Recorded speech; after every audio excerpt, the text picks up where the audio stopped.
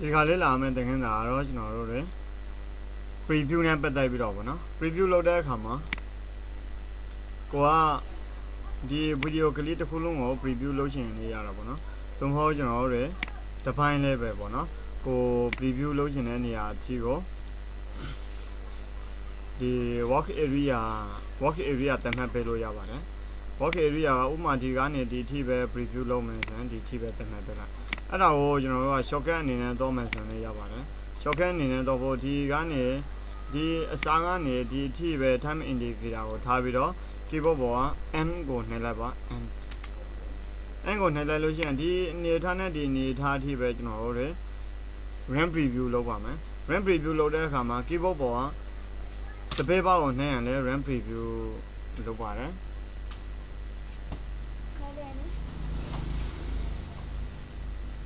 ကဲဒီနေ့စနေမဟုတ်ဘဲနဲ့ကျွန်တော်တို့နောက်ထပ်တစ်နည်းက keyboard ပေါ်မှာ name lock ဆိုတာရှိပါတယ် name lock ဒီညာဘက်မှာပေါ့နော် keyboard ညာဘက်မှာ1 2 3 4 5ဆိုတာရှိပါတယ်ဒါကြောင့်ကျွန်တော်တို့ run preview လုပ်တဲ့အခါမှာဒီ work area ကိုလိုသလောက်ထားလို့ရပါတယ်လိုသလောက်ထားပြီးတော့ keyboard ပေါ်က space bar ကိုနှိပ်လိုက်လို့ရှိရင်လေ space bar ကိုနှိပ်လိုက်လို့ရှိရင်လေသူကrun preview လုပ်လို့ရတာပေါ့နော်နောက်ထပ်တစ်ခုက keyboard ပေါ်က name lock ထက်မှာ0ဆိုတာရှိပါတယ်0လေးကိုနှိပ်လို့ရှိရင်လေ run preview လုပ်လို့ရပါတယ်ကဲဒါဆိုရင် run preview လုပ်တာနှစ်နေရာရှိတော့ပါပြီနောက်ထပ်တစ်ခုကဒီနေရာလေးမှာ preview ဆိုတာရှိပါတယ်ဒီတကယ်လို့ဒီ preview မရှိမနေဘူးဆိုရင်ကျွန်တော် window ကိုသွားမှာဖြစ်ပါတယ် window ကနေပြီးတော့ preview ဆိုတာရှိပါတယ် preview မှာဒီမှာ preview ကိုသွားချင်တယ်ဆိုတော့ control 3ကိုနှိပ်လိုက်ပါ control ရဲ့3ရဲ့နှိပ်လိုက်ပါ control ရဲ့3ရဲ့ကိုနှိပ်လိုက်လို့ရှိရင်ဒီနေရာမှာ preview ဆိုတာကြားလာမှာဖြစ်ပါတယ် preview ဆိုတဲ့နေရာမှာ first frame ဆိုတာရှိပါတယ် first frame ဒီဘက်မှာကြတော့ previous frame ဒီဘက်မှာကြတော့ play pause play လုံးမယ် pause လုံးမယ်ဆိုတာလေဒီကောင်လေးကို play pause လုပ်လို့ရပါတယ်ဒါလည်း preview လုပ်တဲ့နည်းစနစ်တစ်ခုပေါ့နော်နောက်တော့ဒီကောင်မှာပဲနှိပ်လိုက်လို့ရှိရင် pause ဖြစ်တဲ့ဒီကောင်ကိုပြန်ပြီးတော့ play လို့ရတယ်ပေါ့နော် play ဆိုရင် play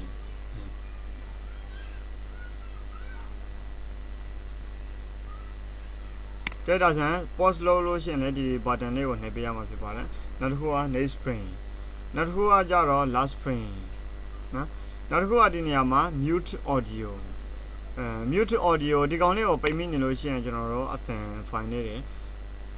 ဟိုက run preview လုပ်တဲ့နေရာမှာမကြားဘူးပေါ့နော်ကဲဒီကောင်လေးကိုဖွင့်ထားမှာဖြစ်ပါတယ်နောက်တစ်ခုက preview လုပ်တဲ့အခါမှာ frame rate က 29.90 ကိုသူပြပေးပါတယ်ဒီကောင်ကကြတော့ skip 0ကြော်တဲ့ဟာမရှိဘူးပေါ့နော် skip 1 2 3 1 2 5ဆိုတာရှိပါတယ်ဒါလေးတွေက skip ကြော်ပြီးတော့သူက preview လုပ်တော့တာကို5 frame ကြော်မယ်ဆိုရင်5 frame ပေါ့နော်5 frame နဲ့ preview ကြည့်ပါမယ်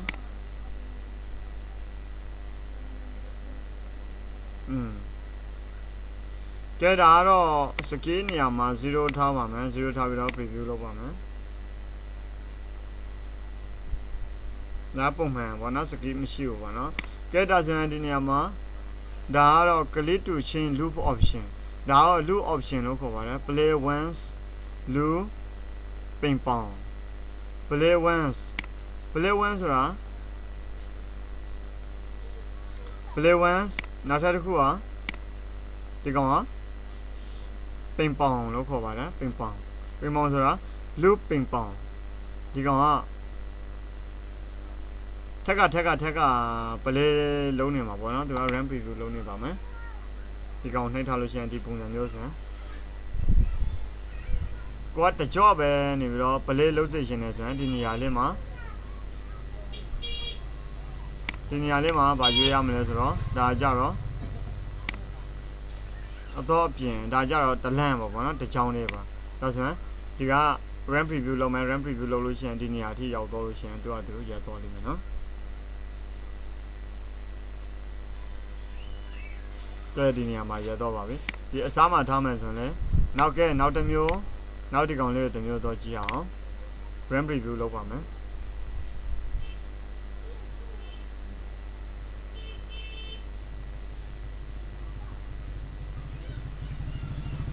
ဒီကောင်ကြတော့ဘက်ပြန်ဆုပ်လာပါတယ်ဒါကနောက်ပြန်ဘက်ဆုပ်ပေးတယ်ပေါ့နော်အရှိတော်လိုက်နောက်ဆုပ်လိုက်လို့စီရှင်နေဆိုတော့ဒီကောင်လေးနဲ့တော့ပါတယ်ဒါတလန်းလေးပဲတော့မယ်ဆိုတော့ဒီ play once နောက်ပြီးတော့လူနောက်ပြီးတော့ပိန်ပေါင်ဆိုတာရှိပါတယ်ပိန်ပေါင်ဆိုတာပပတ်လေပေါ့နော်ပိန်ပေါင်ဆိုတာကျွန်တော်အရှိတော့မယ်ပြန်ပြီးတော့နောက်ဆုံးမယ်နော်ပိန်ပေါင်ဒါကို play လုပ်တယ်လို့ခေါ်ပါတယ် run preview လုပ်တယ်လို့ခေါ်ပါတယ် run preview လုပ်တဲ့အခါမှာ full screen ကိုအမှန်ရှိထားလို့ရှိရင်တော့ဒီကောင်လေးကို play တဲ့အခါမှာ full screen လိုက်သူကပေါ်ပေးမှာဖြစ်ပါတယ် screen အပြည့်ပေါ်ပေးမှာပေါ့နော် play လုပ်လိုက်လို့ရှိရင် screen အပြည့်ပေါ်ပါတယ်ဒါတော့ဘာလုပ်ထားလို့ဆိုတော့ကျွန်တော်တို့ဒီနေရာမှာ full screen လုပ်ထားတဲ့အတွက်ဖြစ်ပါတယ် run preview လုပ်လိုက်တိုင်းသူကဒီမှန် screen အပြည့်ပေါ်မှာပေါ့နော်ကဲဒါဆိုရင်ဒီ run preview လုပ်တဲ့ပုံစံမျိုးနဲ့နေပြီးတော့ run preview လုပ်တာကိုအသေးစိတ်နားလည်လိမ့်မယ်လို့ထင်ပါတယ်ကဲနောက်တစ်ခုက run preview လုပ်တဲ့အခါမှာကျွန်တော်တို့ဒီနေရာလေးကိုတတိထားပေးရပါတယ်ကိုယ့်ရဲ့ set ဟာအမနိုင်ဘူးဆိုရင်တော့ဒီ half ဆိုတဲ့နေရာမှာcontrol ရဲ့တကယ်လို့ J ရဲ့ full ဖြစ်နေလို့ရှိရင် half အနေနဲ့ပြောင်းပေးရမှာဖြစ်ပါတယ် half အနေနဲ့ပြောင်းဖို့အတွက် control ရဲ့ shift ရဲ့ J ရဲ့ပါဒါဆိုရင် half ပြောင်းတော့ပါတယ် control ရဲ့ shift ရဲ့ order ရဲ့ J ရဲ့ဆိုရင် quarter ပြောင်းတော့ပါတယ် control ရဲ့ order ရဲ့ J ရဲ့နှိမ့်လိုက်လို့ရှိရင် custom ပြောင်းတော့ပါတယ်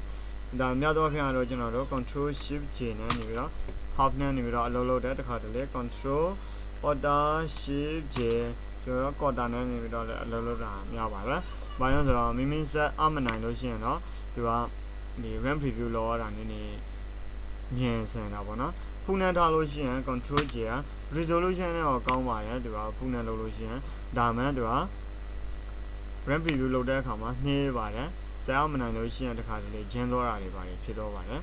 ဂျင်းသွားလို့ရှိရင်ကိုကအစားအနေပြန်လုပ်နေရမှာပေါ့နော်ကဲဒါဆိုရင်ကျွန်တော်တို့လုပ်ထားတဲ့အရာမှန်သမျှကို edit လုပ်ထားတဲ့အရာမှန်သမျှကိုမပြည့်စုံရှင်ဘူးဆိုရင်တော့ file ထဲကနေပြီးတော့ save လုပ်ပေးရမှာဖြစ်ပါတယ်။ဒါဆိုရင်ဒီသင်ခန်းစာကတော့ run preview လုပ်တဲ့သင်ခန်းစာကတော့ဒီလောက်ပါပဲ။